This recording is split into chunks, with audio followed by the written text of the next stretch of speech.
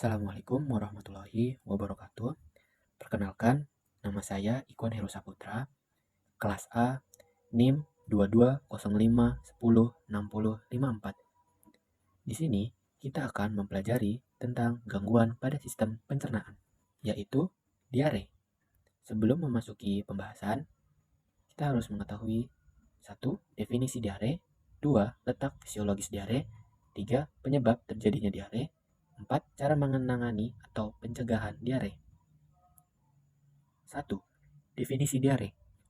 Diare merupakan penyakit yang membuat penderitanya sering buang air besar dengan kondisi tinja encer atau cair. Pada umumnya, diare terjadi akibat mengonsumsi makanan dan minuman yang berkontaminasi virus, bakteri, atau parasit.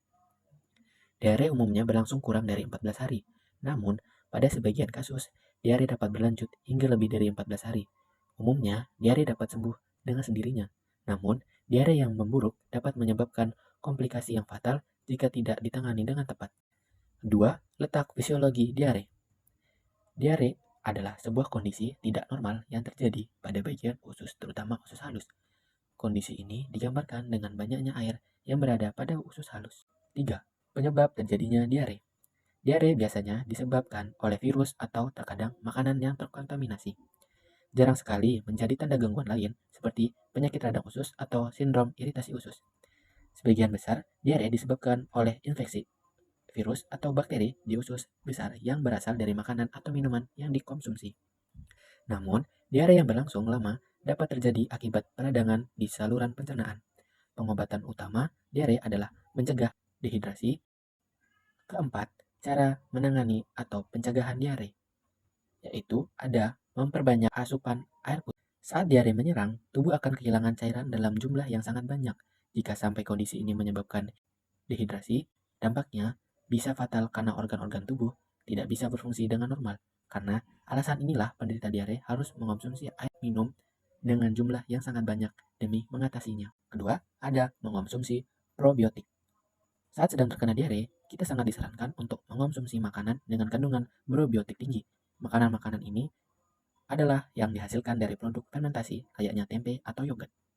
Sebagian informasi, probiotik bisa mengembalikan keseimbangan bakteri baik di dalam usus. Hal ini tentu akan membuat pencernaan menjadi lebih sehat. Selain itu, probiotik juga bisa membuat usus terhindar dari infeksi yang berbahaya. Selanjutnya, ada minum obat diare. Jika diare sudah cukup parah, tidak ada salahnya untuk membeli obat diare. Obat-obat ini bisa dibeli di apotik atau warung-warung terdekat. Hanya saja, pakar kesehatan menyebut obat ini biasanya hanya diperuntukkan untuk mengatasi diare ringan. Jika diare sudah berlangsung kronis atau cukup parah hingga berlangsung lebih dari 2 minggu, mau tidak mau kita harus pergi ke dokter demi mendapatkan penanganan atau obat yang tepat.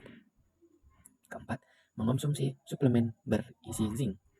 Jika diare sudah berlangsung dengan akut, sebaiknya kita segera mengonsumsi suplemen berisi zinc demi membantu meredakan kondisi sel-sel epitel di dalam usus.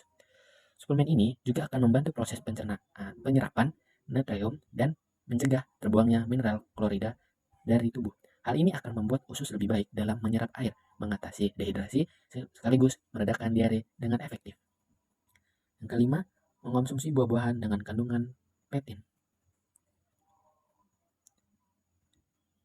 yaitu buah-buahan dengan kandungan pektin seperti apel dan pir bisa membantu menyerap air yang ada di dalam usus.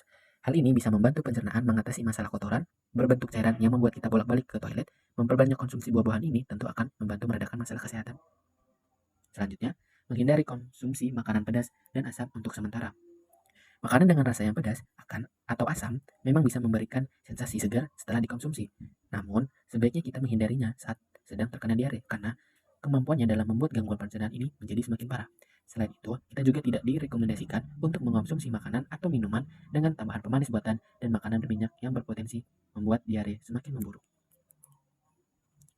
Mungkin itu saja pembelajaran untuk kali ini. Jika ada salah kata atau kata-kata yang tidak dapat dipahami, saya mohon maaf. Sekian, terima kasih. Wassalamualaikum warahmatullahi wabarakatuh.